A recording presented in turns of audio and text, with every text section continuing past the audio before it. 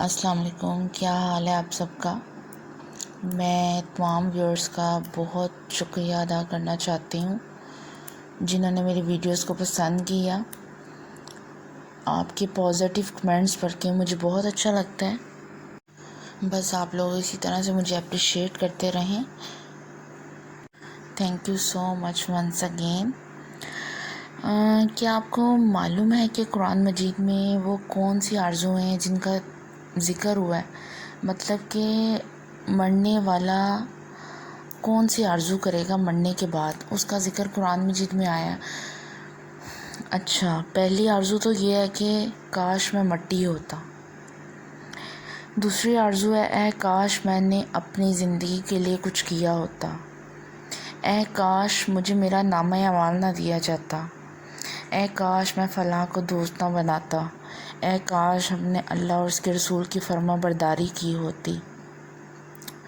ऐ काश मैं रसूल का रास्ता अपना लेता।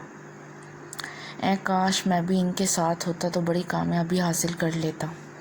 अब देखें, जब कुरान मजीद में हमारे सामने है कि इंसान मरने के बाद क्या आरज़ुएं करेगा, वो पढ़कर भी हम अमल नहीं करते।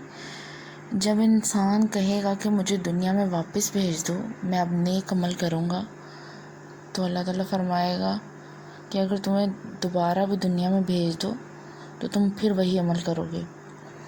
अच्छा, नेक्स्ट है काश मैंने अपने रब के साथ किसी को शरीक ना ठहराया होता।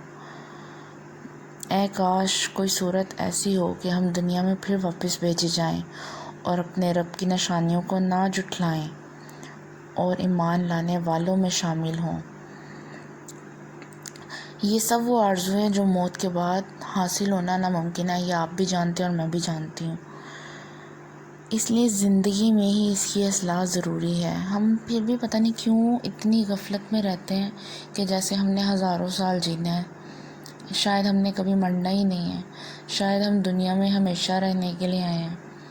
हम अपनी आखिरत को ना पढ़ते हैं, ना सुनते हैं, ना समझते हैं कि आखिर दुनिया में भेजे जाने का हमारा मकसद क्या था।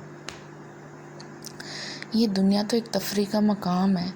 यहाँ जिसने आना है उसने वापस भी जाना है। वैसे मैं आपसे अपने बारे में शेयर करूँगी कि मुझे मौत से बहुत ज़्यादा डर लगता है, बहुत ज़्यादा, कि मैं आपको एक्सप्लेन भी नहीं कर सकती। बहुत, कब्र से, मौत से।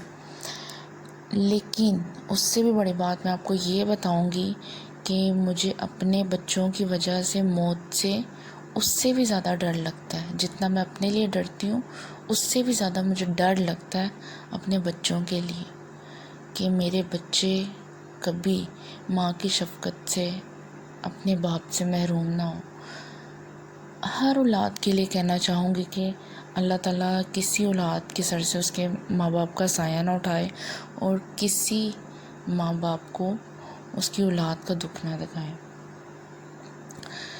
माँ बाप से ही औलाद बादशाही ज़िंदगी जीती है।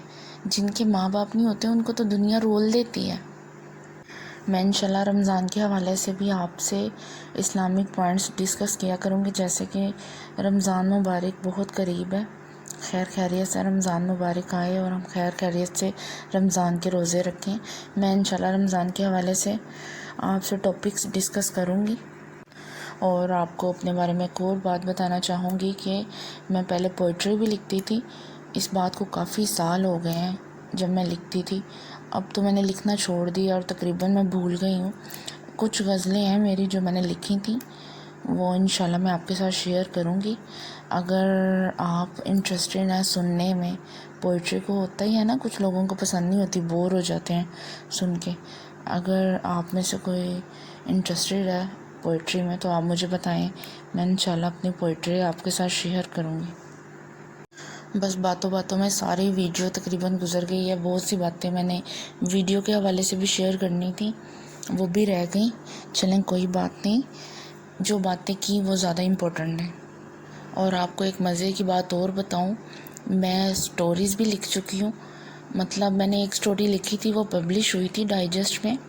تو اس کے بعد میں نے ایک اور سٹوری لکھی تھی، وہ میں نے پوسٹ کی تھی، لیکن ڈائجسٹ والوں نے کہہ دیا کہ ہمیں ملی ہی نہیں، وہ مس پلیس ہو گئی۔ اس کے بعد میرا دل ایسا اٹھا کہ میں نے لکھنا ہی بند کر دیا نا۔ اچھا، یہ نوشہرے کی ویڈیو ہے، ہم نوشہرے گئے تھے، نوشہرے ولیج کی ویڈیو ہے۔ ابھی ریسنٹلی ہم گئے تھے، وہاں کوئی فنکشن تھا۔ اچھا، اگر آپ میں سے بھی کوئی شاعری لکھتا ہے یا سٹوری رائٹر ہے یا جس نے کبھی کوئی لکھی ہے تو آپ مجھے ضرور بتائیے گا، مجھ سے شیئر کیجیے گا۔ اگر آپ میرے بارے میں مزید جاننا چاہتے ہیں تو میرے چینل ڈسکرپشن میں پڑھ لیں، وہاں میں نے مینشن کیا ہوا ہے۔ اوکے ویورز، ٹیک کیئر، اللہ حافظ۔